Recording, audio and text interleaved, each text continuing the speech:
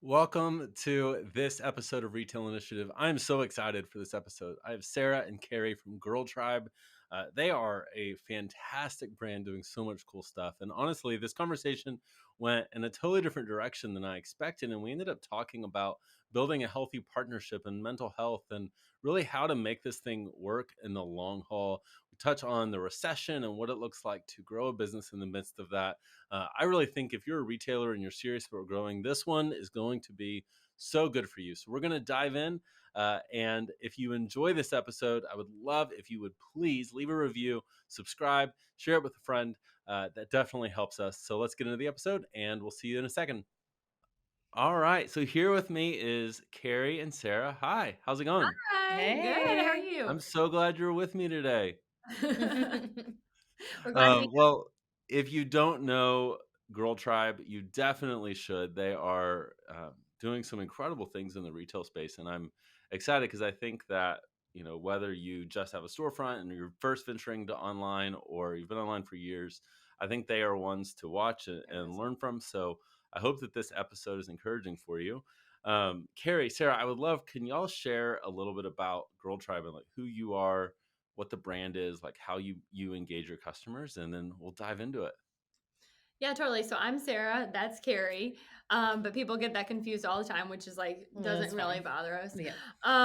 And Girl Tribe started in 2014 as a women positive graphic T-shirt business, and we chose graphic T-shirts because we didn't have any money.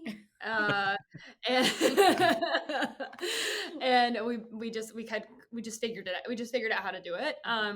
And and since 2014, we have grown it organically. We haven't had any investment.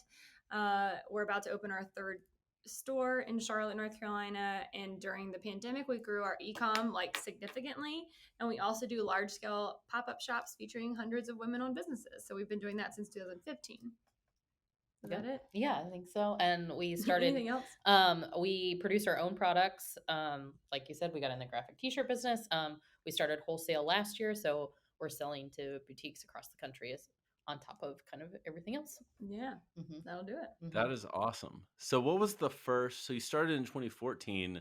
At that point, were you like mostly in store? Was it all online? Like what did it start as? Or I guess even let's go bigger picture than that. Like what was the original idea? Like what sparked, hey, let's do this thing?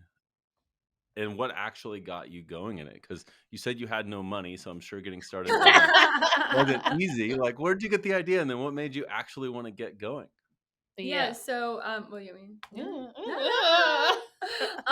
Yeah. So, we both had our own businesses before we started Girl Tribe together, and I had an online dress boutique that I only purchased from women-owned businesses that produced in America, and Carrie had a graphic design business. And so, in 2014, after I had my first daughter, I kind of put that business away, and I was kind of like, it was a great couple of year run and it taught me an awful lot. But what I really was missing was the fact that I'm buying on this 6-month cycle. I'm going to market in January, February, and I'm not getting that stuff until fall, winter. And I mean, Instagram obviously is starting to really blow up. Influencers, they're changing fads and trends so quickly. You can't keep up with it as sort of that like kind of old school mentality of shopping. So I got really frustrated towards the end of my old business because I could totally see what was trendy now, but I couldn't get it, especially not in the Mhm. avenues that I was purchasing from. So what was really interesting to me, I just remember like kind of quitting and just saying like, I want to make my own thing because people aren't making it quick enough to like what we need to do. I mean, you've got Zara and all that kind of stuff, but like for us, I'm like, we can do this. And so Carrie and I had grown up together. We went to high school and middle school together at a strict Catholic school, which is why we have a lot of tattoos now because like we're really just rebelling in our late 30s. But yeah, so that's kind of how we started as well. Yeah. I mean, so like even digging further into that, Sarah reached out to me in 2012 because she wanted to get an interior design. I was an architect at the time. We met at Starbucks, ended up having an 8-hour conversation. um, kind of about all of our hopes and dreams at that point in our lives. And the end of the conversation was like, Sarah wanted to open up a dress shop, and I was like, well, I'm actually starting a graphic design business. And we learned a ton of lessons from that. And then in 2014, when Sarah was like, let's start something. And really, during the whole journey, everybody thought like we worked with each other or for each other and owned the company, both companies kind of together, because we were so Mhm. intertwined in everything we were doing together. And so it was just a natural fit. And I think from day one, we knew we wanted to create a lifestyle brand. Sorry about that. Carrie's housekeeper is texting her. Hold on. Uh, Okay. I let her in, but I didn't tell her. Um, so what Yeah. was your train of thought there? She's like, hello. um, so my train of thought was, That's rule number 4, outsource, but go on. yes, it Yeah. is. It is. That's something we learned along the way from our therapist, that we both see. We share a therapist. We share a therapist. But like, Wait, hold on. Is this like a cost savings thing? Like you guys go together and split the hour, or do you just have the same therapist? Because We both have are fantastic.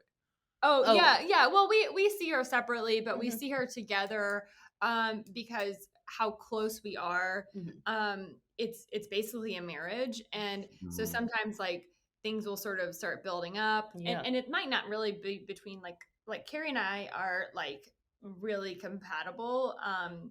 And we can usually work through things on our own, but it might be something where like we're really struggling with um kind of just anything, like like an offer comes up and we're just really struggling with it, and we just need to sort of talk it through with a third party. There's really not a lot of other people in our lives that we can do that with, or maybe we're having sort of some type of HR issue because we're growing and we went from 2 employees to 44, and it's like you're like, I don't know, like, so sometimes it's like just kind of a sounding board where we can't really get that, or we don't ask our husbands of that, because I mean, quite frankly, like we don't want to hear about their day-to-day work life, and like we know they don't want to hear about ours either. It's like Mhm. you don't want to bring all that home with you. And we have little kids, so it's not often that we have that time anyway. So we pay for it. We pay for it together, and it's very Yeah. worth it. Yeah, it's so worth Yeah. it. So we're always on the same page, because we've learned through the years we have to be a united front, and we might see things from different perspectives, Mhm. which is very helpful. Mhm. But also, like, how do we, and we're always trying to do this, I feel like we're always on the same page, we're always trying to say the same thing, but like, how do we communicate Yeah. and understand that we're saying the same thing and then come out as a company as a united front? I think there's a reason why you don't see a lot of businesses with like 50-50 partnerships because it's really hard, Yeah. Mhm. But yeah, so that's why we do it, for all those kind of reasons Mhm. and more Yeah. even. Gosh, I mean, so I'm a huge, huge, huge advocate for like mental health. And I really do believe that every single person in the world needs to be in therapy on Mhm. Mhm. a regular basis for so many reasons. And so, is it okay? I'd love to dive into Sure. that for a second. Is Yeah. like when, like, at what point did you decide, like, hey, let's actually go to counseling together? Oh, Because there I was a think it's a very specific mature moment. decision that most business owners don't make. So It's really was it like a conflict that you needed to work through, or was it like a proactive thing? I guess what led to that I originally? think there was a conflict, but honestly, looking back, I think we were both new moms, Mhm. and we of course like love our children, but when you're growing this other baby and you're doing it from scratch and we have no one else's help, um, you're putting so much love and energy into it, and it's almost like I talk to like younger entrepreneurs, or whatever, about like kind of the honeymoon phase of like starting a business. Like it's so exciting, and it's kind of stressful because you're like figuring things out, but I mean you have all these great ideas and you're going to make it happen because you've decided to do it, and it's just like glossy and beautiful. Sort of like right after that moment ends, though, when you start hiring employees Mhm. and you're not making enough money, or you're working so many hours a week and you've got a child at home, and your husband's kind of like, so like I support you, but like this isn't sustainable for our lives. Like that kind of was all the things. And then at the same time, like when we were going through that, we were transitioning from Carrie's graphic design business too, because we'd kind of acquired that. Yeah. And we were starting to like say like, okay, let's start phasing this out. We kind of acquired her staff was our first Girl Tribe staff. Mhm. And they were we like were learning how to manage people. Yeah, we had never like truly and we were in managed an people. open air office. We were like in a 800 square foot space with like 6 women sort of at a time. We all have our like IKEA tables. We're still sitting with one, but like all backed up to each other. And these girls are, they're kind of getting like, like this, and we're like, no, that's not what we stand for. And then we're like, everyone kind of had different rule books and stuff like that. And we're like, oh my God, what are we doing? We don't know how to manage these people. And they were driving us crazy. We were driving them crazy. We were terrible leaders. Yeah. Like, It was like all a learning process. So we went to a conference for inspiration in New York, and in the middle of New York, I remember just like hysterically crying and being like, it's the employee, like we were both like, it's the employees or us. Yeah, we're like, well, maybe they can just take it over. We were just like so mad. We're like, okay, like back it up. Okay. Right. And then we spent an extra day in New York, had a couple beers, and we were like, okay, like when we get home, we have to see someone and we have to work out why we're so frustrated. Because yeah, you can phase out that staff, or you can try to work with that staff or whatever, but we're going to be the same leaders. So is it us? Right. Is it them? You don't want to just blame other people. You want to be like, gosh, no. And it was kind of us, I mean, kind of looking back on it, we were asking people that didn't have the skill set to do things we wanted them to do. And there was a lot of frustration in that. So I think really like looking at it from the outside, we, and like when you become a leader, you have to sort of start going through like kind of your own childhood trauma too, right? Because like who's your first leader? Like your mom and your dad, and so you kind of are like, well, how do you manage like a family unit, and so there's a lot of that. Yeah. Gosh, that's so powerful. I think that for so many retailers, it's hard. Not even retailers, entrepreneurs in general. Like we all want to like naturally be able to just handle all these things that are thrown at us. And what I love seeing in what you've done in your story is clearly like there have been these moments where it was like, no, we need to become, not just do better, but we need to become better. Like whether it be through therapy, whether it be with each other and your leadership. Like I know for me, like I have, like for my first employee, it was 5 years until I was like, okay, I kind of have an idea of what it's like to manage people in a healthy way. And I blamed all the team members. And it wasn't until I was like, hey, there's a common denominator in all these all these disgruntled employees, and that is me. Maybe I need to become a better leader and quit blaming these team members who at the end of the day had the best of intentions. And you have to always assume that people do, and that people want to do a good job. But if you're not telling them what to do or what you're expecting of them, or communicating and being realistic about expectations too, I mean, especially when you do when you're a solo entrepreneur, and then when you bring staff on, you're so used to doing everything from A to Z, and then you're like, okay, so here's the thing that you're gonna do. And then you're kind of like, why aren't they doing more than that? Because I used to do more than that, and I didn't complain about it, And then you're like, no, this is the. And so, I think a lot of what we've been working on, even lately as we were growing, is okay. So like, not only do we need, let's say, a marketing person, but like, what does that mean, and what do we expect their day to day, and how do you create like a key performance indicator when we've never had those? We've never worked in corporate office.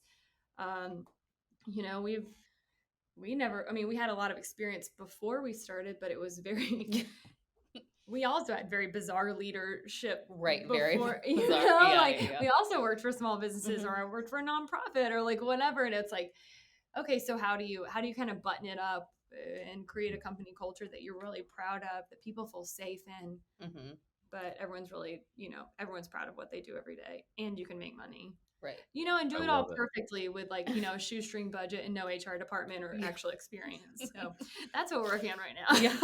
I love that. So let's just say that, a retailer or an entrepreneur is like, hey, I love the progress you've made and what you've done with your team.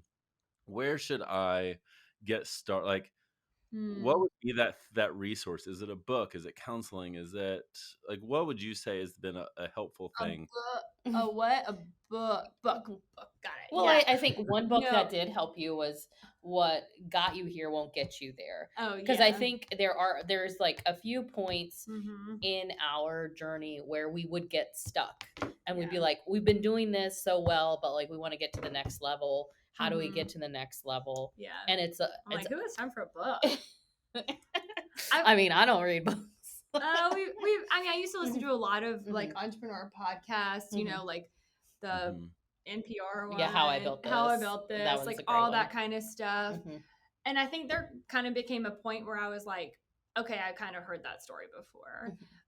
You know, you kind of go to enough conferences and you're Mhm. like, okay, I sort of heard that, like, Mhm. or you want to, for me, it was like there was almost always like a moment of stepping away from it because I was like, because comparison is the thief of joy, right? And so you're like, well, they're $100 million business and we're not there Mhm. yet. And like, you know, I mean, I don't know. So, I mean, I think other resources that have helped us immensely is really just talking to people and getting that like one on one, like asking people to be really honest. Because Mhm. that's another thing where like some of those conferences and speeches and panels and things Mhm. like that, people don't speak about money and or you know actual hard things, you Yeah, know, or and you're like, actual HR issues. yeah, Or yeah, and you're like, okay, yeah, but like I got it, but you know, you came from a trust fund anyway, so like, you know what I mean, Mhm. or like you or whatever Or it you have is, a but hundred, you like 3 million in investment, and you're not actually profitable. right, and that's not really what we wanted to do. Mhm. So look at that guy's hair. That is impressive. Mhm. But yeah, I kind of went on a tangent there, but that's sort of like our little soapbox on that, I suppose. Yeah, I think like that's why we started Girl Tribe in the first place, is like so you can find your tribe, like, or a group of women that you can bounce ideas off of Mm-hmm. and get perspective. But I also agree with her, is like stepping away, like taking a minute, like instead of just like Mhm. attacking, like keep attacking and like running up to the same wall, like just take a minute, take a breath. Um, Kind of like retreat from the problem for a second. Like it also gives you a good perspective too. It's funny because I think that like kind of what Carrie is sort of like what you're talking about is sort of this sort of newer mentality, right? And I think we're seeing, and I hate this, and I hate even saying this out loud, but I think this is the best sort of like it can kind of explain what I'm thinking about, but like, you know, there's all these articles. It's like, is the fall of girl boss, right? And which Mhm. is just so sexist because those articles are full like of like, you know, Emily Weiss and things like that. And I'm like, that's all women, right? Like there's been plenty of men in that same like booming era that created businesses that were never profitable because the VC and the, you know, it bloated Mhm. it too much or whatever. Um, and there is sort of, it does seem like there is sort of almost a retreat societally of like you don't have to hustle every single day all day long to create a successful business. And I think sometimes when you get too far into reading those books and you just become so absorbed with changing things every single day or finding new metrics and you're like at some point you just have to run your business and like go home and like wash your underwear and put it up, you know what I mean, like you there's also a human being behind it. And I think when we get too far into my business is me, I am my business, you know, it's like a really unfortunate thing. And I think that we see you know founder burnout with that. So that's where we're at currently as well. Yeah. Trying not to be Gosh, I burnt out. love that. And it's such an important, like, that creating that separation of, um, like, if my business quote unquote fails, it doesn't mean that I am a failure. It means like, okay, Mhm. that was a bad idea or it was executed poorly, one of the two. And great. So Mhm. now I can learn and either have a better idea or better execution or whatever. But when we marry that identity, it just creates, like, there's almost no win-win, No. because even if you succeed, it's never going to be enough to Well, affirm the identity that you're after. Right. 100%. And I think in, I don't even know what year it was, but I think there was a year where we had reached all of our goals. So like and not saying they're huge goals, but we're like, we want to do this, we want to do this, we want to do this. And we're looking around, we're like, oh fuck, We did it. we did it. So like, then we're almost like depressed. yeah, you're depressed. You're like, well, so what's next? What's next? Yeah, and we're kind of like, we kind of did it. You know, I think a big kind of light bulb moment for us too. There's these guys in Charlotte. They started a laundry business that like, it's basically I don't want to like, they just take clothes off your front porch, wash it, dry it, and put it back on your front door. But they made like an app with it, and it's much more complicated. I'm definitely butchering it. But I remember when we first met up with these guys. I mean, they're probably about 10 years younger than us, and they had just gotten out of college, and they were, you know, in every article, they had just gotten their first round of funding, and so we're meeting up with them, and they're like, oh yeah, we all live in the same house, and like we all sleep in the same room. We work downstairs together. And I remember Carrie and I left that meeting, and I don't remember what else we talked about, but I remember being like, well, that sucks because like we have families, like we can't do that, you know, like we've got babies and husbands and dogs, and like we're 10 years beyond them, and here we are starting this. So yeah, it feels like you feel like a failure from just a conversation like that too, which really sucked. But and now it's funny because those guys are all getting married now, and they like totally understand that. But, and they're doing great. But but I mean, I remember we were just like, oh, we're like, screw those guys all living together. We're like, and we were like, can you imagine if we just lived together and how hard we could work all the time, and like, you know.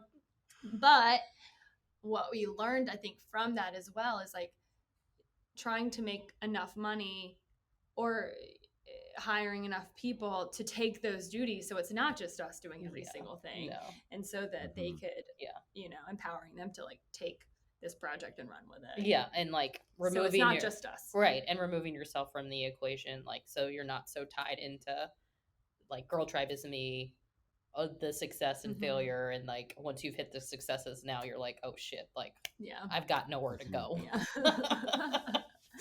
It is amazing how like I mean, gosh, I've gotten to work with like so many amazing retailers that are way further along than, you know, even I am or whatever. And all of them, the common trait among every single one of them is how underwhelming it was when they reached what was once their wildest dreams. That's sad. And but I think the at least for me, and I would love your input on this as well, the takeaway is not like don't have wild dreams or don't chase after these things, but I think it's building in like an I was about to say attitude of gratitude, but I do not want to rhyme, but like rhythms of gratitude, of like being grateful for wherever you are along the journey, because otherwise it like there's always just going to be a next level that, and look, like I don't know about you, but like it's never enough, and I will always want to keep growing and growing and growing. But if I don't do that with rhythms of gratitude, it becomes this like all-consuming, unhealthy, I can't enjoy life because I'm chasing the next thing. Like, what does that look like? I guess, how have you been able to reach those goals and still enjoy business? You know, you mentioned that it wasn't maybe what you thought it would be. Like, what does it look like for you to still enjoy business after reaching those goals? Like, what changed for you in that process? I think one thing that Carrie and I are both doing a lot this year, especially, kind of coming down from sort of the COVID frenetic energy of trying to keep this place afloat. And we didn't just keep it afloat, we invented literally every single thing during that time. And we looked at like shutdown, we were like, this is gonna be awesome. Like we were almost like excited. We like rolled up our sleeves, and I was like, we've been waiting for this. Like literally Carrie and I've always been like because we started doing this kind of like post-recession, we were like, God, we could have crushed it during the recession, you know, or like, you know, we're like, okay, let's do it while things are quiet and like really dig into it. So we ran on adrenaline, you know, 2020, I know everyone did. But it was totally and completely and utterly nuts. And I think that whole summer we just drank like warm LaCroix and like cheese crackers because like we there was nowhere to go. And we just happened to have a lot of those like in our like warehouse. Anyway, so like last year was about kind of rebuilding, opening pop-ups back up, saying yes to sort of any opportunity that came our way that felt like the right thing. And then this year, and also building our team. And then this year, we're like, okay, well, like we're building this life. We have to build ourselves back into it. We have to build our families back into it. So we've really been stepping away. Like Carrie just got back from 2-week complete vacation. I haven't really been in the office since like March. I mean, I've just been like, I don't know, whatever. Like, my husband's parents live at the beach and like, Well, so Sarah has trademarked as a hot mom summer. And I think. So I'm starting to do all the things that I've never had time for or energy, like I got an air fryer. Like everyone knows that like if you go to Sarah's house, there's no food, and I've always sort of prided myself. I'm like, oh, I'm so busy. I'm an entrepreneur, like whatever. And like, I'm like, oh, I want to like kind of dive into being more domestic and like slowing it down. Like that's where I think we're finding happiness is the ability to slow down and things still run and enjoy. I love that. Gosh. I have 2 things I want to ask about, and they're in different directions. So I'm coming back to that. But something you said that I am so curious on it, and I actually think is very applicable to now, was you said shutdown happened, and you were like stoked. You were like, we were made for this. This is like our in a moment. weird And way. you are, Yeah. and in hindsight, like we look back and we see that there was tremendous opportunity for growth in retail, and I think a lot of people took advantage of that. But I think that's something we can say in hindsight, and we can say like, okay, this is a result. But I also can say like we're headed into what looks to be a recession and a difficult period. And I think a lot of people are really nervous. And you're saying we could have crushed it in a recession. Explain that mindset of like, we're going to a shutdown. We were made for this, not, oh, what are we going to do? But you were ready. How did you feel that way? Because I think a lot of people struggle to stay positive and not even just stay positive, but like actually get excited. That's so rare. So how did you cried like one time during the recession? I think literally we each cried one time, and I was like, I remember being in the Chick-fil-A line and like crying, and I was like, that is the saddest shit ever. Sorry, I know I was a cuss on this. So I'm crying while I'm getting like devil French fries, and I'm like, life is fine, Sarah. Like you're okay, you're safe. And I think it was just sort of like, oh, like. If we have to lay these people off, we will, and we'll bring them back or whatever. I think I kind of think we were the perfect age during the pandemic. We were. And I say that because we were both financially stable. We both have husbands that have stable jobs, and we live our private lives the same way we've lived our business, and that so we've always kept cash.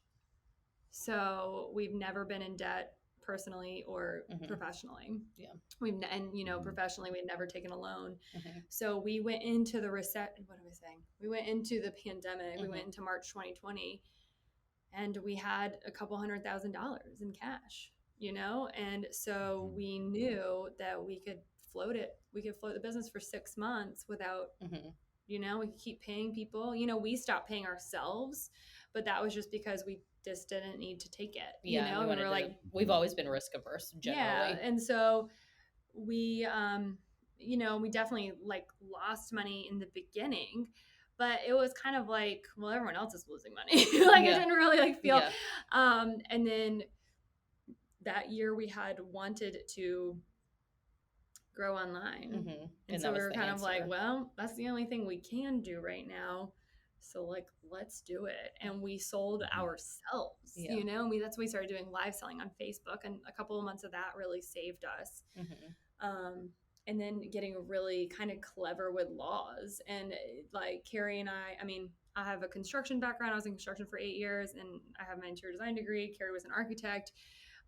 So, I mean, I'd like to say like we have this really weird like skill set where we can like sort of like understand how to read documents, and I think sort of honestly that sort of disciplinary brain that we had, we were able to sort of say like, oh well, even just because the shutdown is affecting events doesn't mean we can't open another, like storefronts are open. So that's when we opened like a small storefront above our storefront that was like a mini pop-up. So we were able to get our pop-up vendors an actual space. I mean, it was just kind of like we were kind of reading between the lines, not like definitely not breaking rules. Remember that Catholic school system. We definitely are not going to break a rule or a law ever, ever, ever. She's the slowest driver. I'm not even kidding you. I'm like I push down on her right leg when we're driving. I'm like, please make this. It's a yellow light. But she still requires me to drive everywhere. So well, you know, It's I'm so busy. funny. So, and you know, I think we had buddies that had to go back to like the recession kind of comment.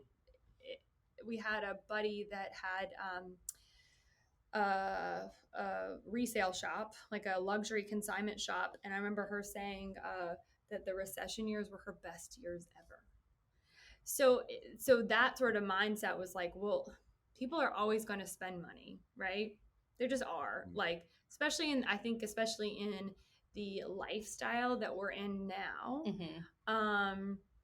And so you can either be the person that you can stay in your lane and you can say, this is what we've always done. Or you can say, well, people are making money over there. I'm going to go over there.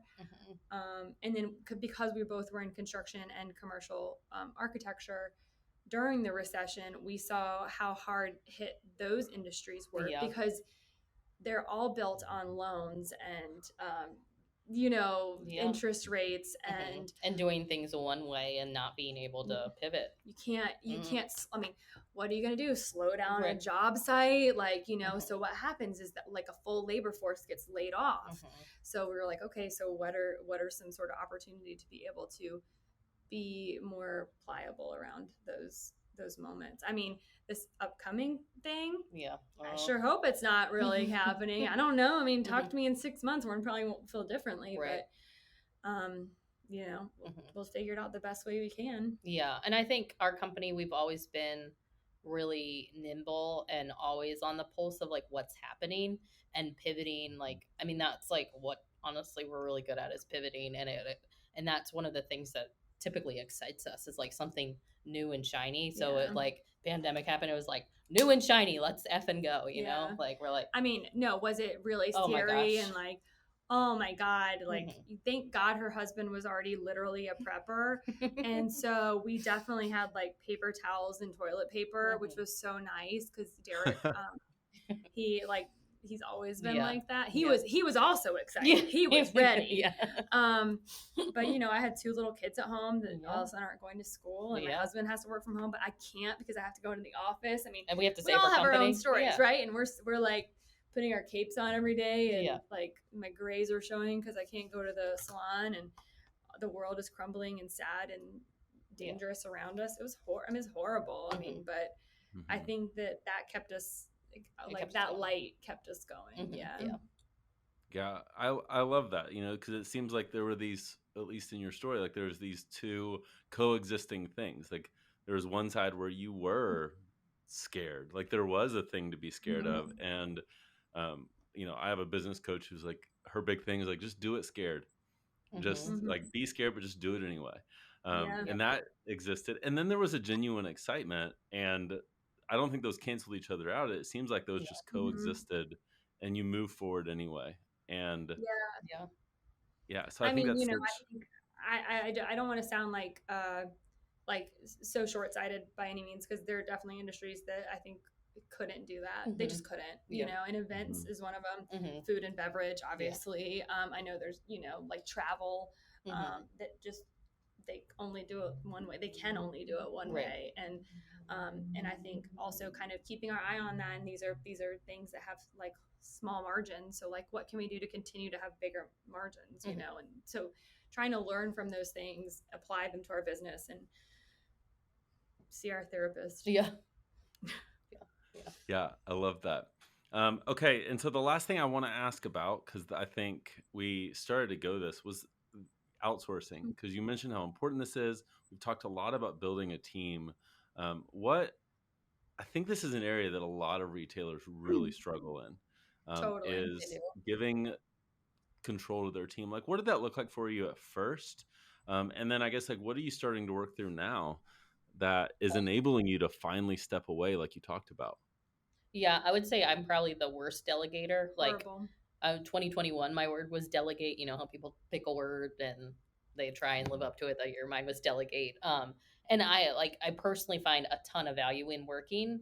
Um, but also I all of our business, you know, it's like your baby, so you're very tied to it. So it's like if I'm not running it, then who am I, and what are all these things? So I think it was for me personally, it was a ton of baby steps to get there and like release the control, but like our company is thriving because we have delegated, because we have put these women and let them do their thing. Like your brain space can only handle so many things, and luckily there's two of us, so we could two prong the approach. But like at some point, like for us to get to that next level, there was zero way of that happening without us. Like actually, Yeah, I'm an amazing delegator. she is.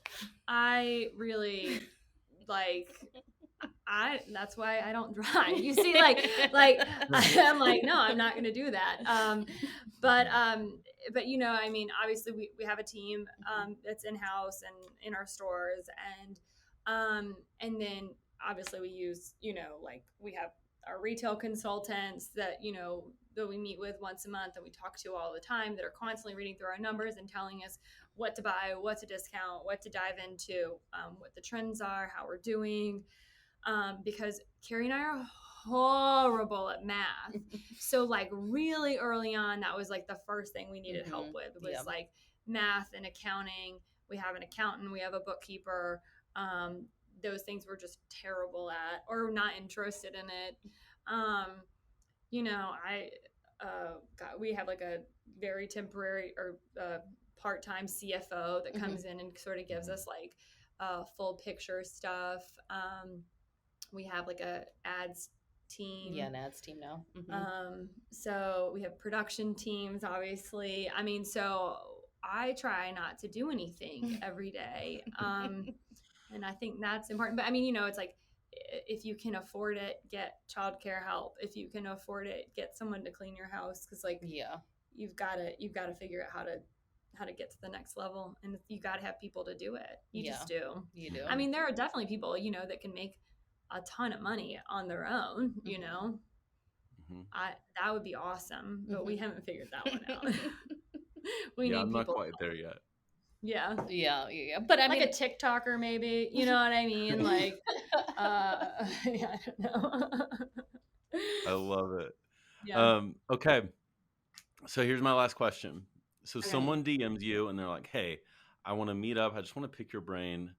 And they are like just wanting this one piece of advice. If you had to share like one thing for a retailer that's looking to grow, is there any like big thought that you would leave them with, or thing that they should be thinking about, or a question they should be asking to encourage a retailer who's looking to grow their business? I mean, one piece of advice that we just took a minute ago for ourselves is to just start. Like, I think people get so wrapped up in like, oh, well, I have to have this perfect website and I have to have this perfect branding and I have to have this perfect space and I have to have the perfect clothes. Like, just start, because like you're not going to have any of that until you start. Like right now we're working on something and I feel like we've been dragging our feet, and then today Sarah's like, we just need to start this. I'm like, yep, we need to take our own advice, you know, because I delegated it to her.